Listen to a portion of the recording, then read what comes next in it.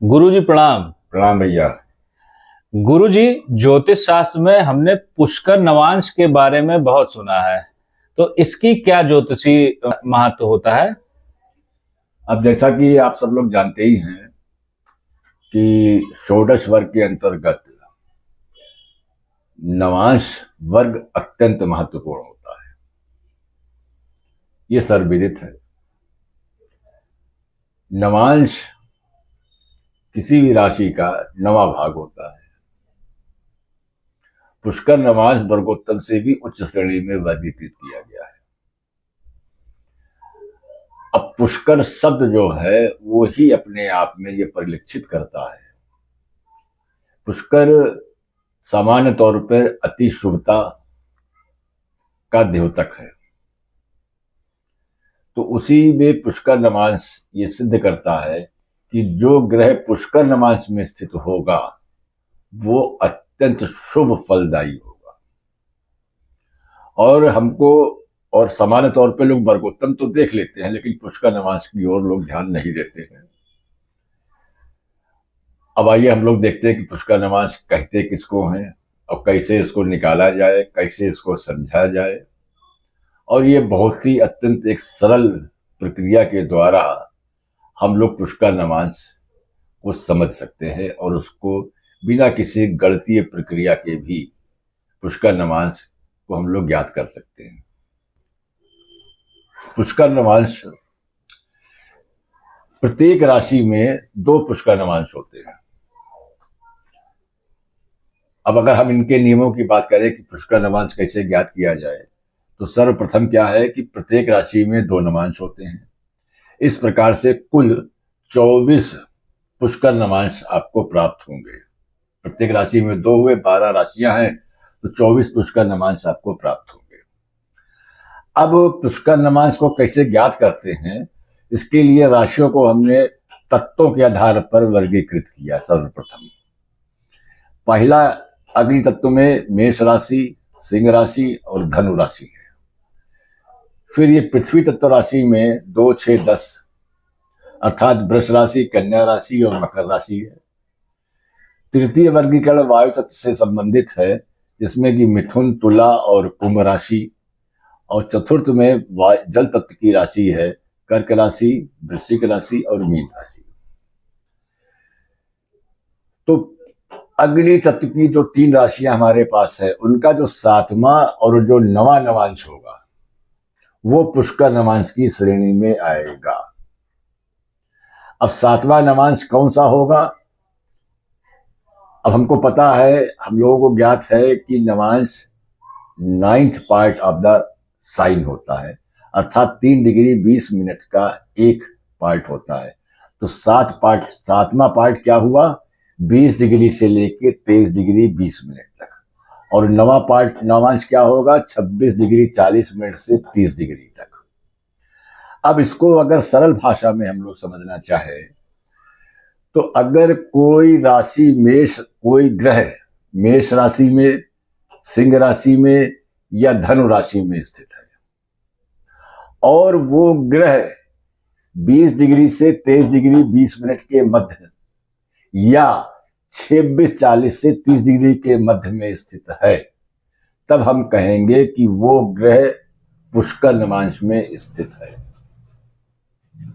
अब इसी क्रम में अगर कोई ग्रह कन्या राशि में स्थित है, माना कि हमने कोई ग्रह कन्या राशि में स्थित है, तब हमने इस चार्ट में देखा कि कन्या राशि में स्थित होने से जो 3रा और 5वां नवांश होगा वो पुष्कर नवांश होगा।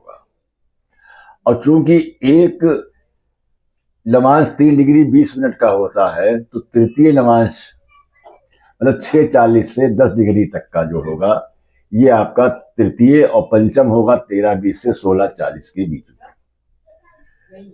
इसी प्रकार से अगर कोई ग्रह कुंभ राशि में स्थित है, तो 6ठा और 8वां जो नवांश होगा अर्थात 16:40 से 20 डिग्री और 23:20 से 26:40 के जो मध्य होगा वो आपका पुष्कर नवांश की श्रेणी में आएगा।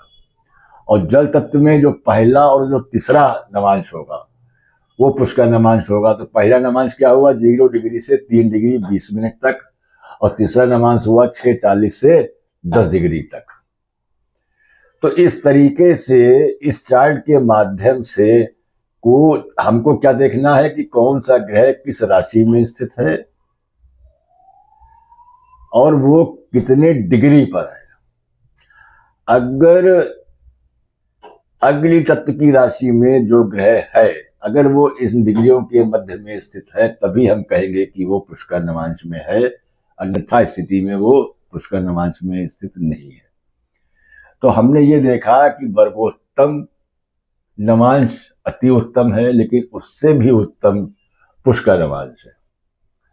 अब इसी क्रम में अगर हम लोग देखें कि कोई ग्रह इन दोनों से भी ऊपर हो सकता है, कोई ग्रह वर्गोत्तम भी हो सकता है और पुष्कर नवांश में भी स्थित हो सकता है, तो वो ग्रह तो अति अति उत्तम हो गया, सुपरलेटिव डिग्री का बेनिफिट रिजल्ट देगा वो हमको। तो उस क्रम में हमने क्या देखा कि कर्क राशि का प्रथम नवांश, अगर कोई ग्रह कर्क राशि में 0 से 3 डिग्री 20 मिनट के मध्य है, इसका अर्थ ये हुआ कि वो ग्रह वर्गोत्तम के साथ साथ में पुष्कर नवांश में भी स्थित है। इसी प्रकार से अगर कोई ग्रह वृष राशि के पंचम नवांश में है, 5वें नवांश में है, 13:20 से 26:40 के बीच में है, तो वो ग्रह वर्गोत्तम के साथ साथ में पुष्कर नवांश में भी स्थित माना जाएगा। और धनु राशि में अगर कोई ग्रह नवम नवांश अर्थात आखिरी नवांश मतलब 26:40 से 30 डिग्री के मध्य में है, तो वो वर्गोत्तम के साथ साथ में पुष्कर नवांश में भी माना जाएगा। तो जिस प्रकार से पुष्कर नवांश कुल 24 होते हैं, प्रत्येक राशि में 2 पुष्कर नवांश आपको मिलते हैं, लेकिन कोई ग्रह वर्गोत्तम के साथ में पुष्कर नवांश भी हो, वो केवल इन 3 परिस्थितियों में ही संभव है। कर्क राशि का प्रथम नवांश, वृष राशि का पंचम नवांश और धनु राशि का नवम नवांश, केवल ये 3 ही परिस्थितियों में कोई भी ग्रह वर्गोत्तम के साथ साथ में पुष्कर नवांश में स्थित हो सकता है। अब यहाँ पर एक प्रश्न लोगों के सामान्य जन के प्रश्न मन में ये आता है कि पुष्कर नवांश, वो वर्गोत्तम नवांश जो पुष्कर नवांश भी है, तो वो कर्क राशि का प्रथम नवांश है जो 0 से 3 डिग्री के मध्य में। तो यहाँ पर कोई ग्रह अपने डिग्री के न्यूनतम पर अगर स्थित है, तो सामान्यतः ये कहा जाता है कि जो ग्रह 0 डिग्री, 1 डिग्री या 2 डिग्री के पर है, तो वो बाल अवस्था में है, अर्थात वो परिणाम देने में सक्षम नहीं है। या कोई ग्रह जो अपने अंतिम डिग्रियों में है, वृद्धावस्था में, मतलब 29 डिग्री या 30 डिग्री के मध्य में अगर कोई ग्रह है, तो वो वृद्धावस्था में है, तो वो रिजल्ट देने में सक्षम नहीं होता है। और इन दोनों परिस्थितियों में हमने क्या पाया है कि इन दोनों परिस्थितियों में कि जो कर्क राशि का जो प्रथम नवांश है, वो वर्गोत्तम के साथ साथ में पुष्कर नवांश भी है, और जो धनु राशि का जो नवम नवांश है, जो 26:40 से 30 डिग्री के मध्य है, तो इन 2 परिस्थितियों में एक बालावस्था में है और एक वृद्धावस्था में है। लेकिन संसार में बहुत अद्भुत और बहुत अपवाद भी हैं। इन्हीं अपवादों की श्रेणी में ये 3 जो वर्गोत्तम और पुष्कर नवांश है, ये उन अपवादों की श्रेणी में। इसका एक हम आपको बहुत प्राचीन काल का उदाहरण प्रस्तुत करना चाहेंगे। 5वीं सदी में आदि गुरु शंकराचार्य ने 8 वर्ष की अपनी अवस्था में संन्यास ग्रहण कर लिया था और समस्त वेद आदि उनको कंठस्थ हो गए थे, और वो इसके प्रचार प्रसार के लिए अपने घर से निकल पड़े थे। तो महज 8 वर्ष की अवस्था में उन्होंने संन्यास ग्रहण कर लिया था। तो एक बालक होते हुए भी अद्भुत ज्ञान उनके अंदर समाहित था, तो वो अपवाद थे। इसी प्रकार से ज्योतिष में भी बहुत सारे अपवाद हैं। तो उन्हीं अपवादों में ये अपवाद भी है कि प्लेनेट जो ग्रह अपनी बाल अवस्था या वृद्ध अवस्था में है, लेकिन वो परिणाम जो युवा अवस्था में है उनसे कहीं ज्यादा और कहीं सुखद और कहीं अच्छे परिणाम देने में वो सक्षम होते हैं।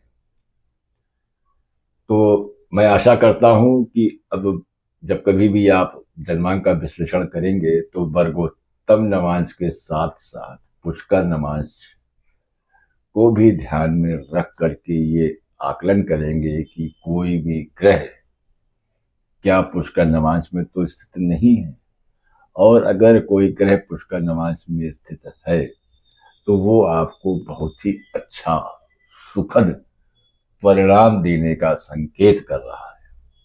आशा है कि आप लोगों को पुष्कर नवांश समझ में आ गया होगा।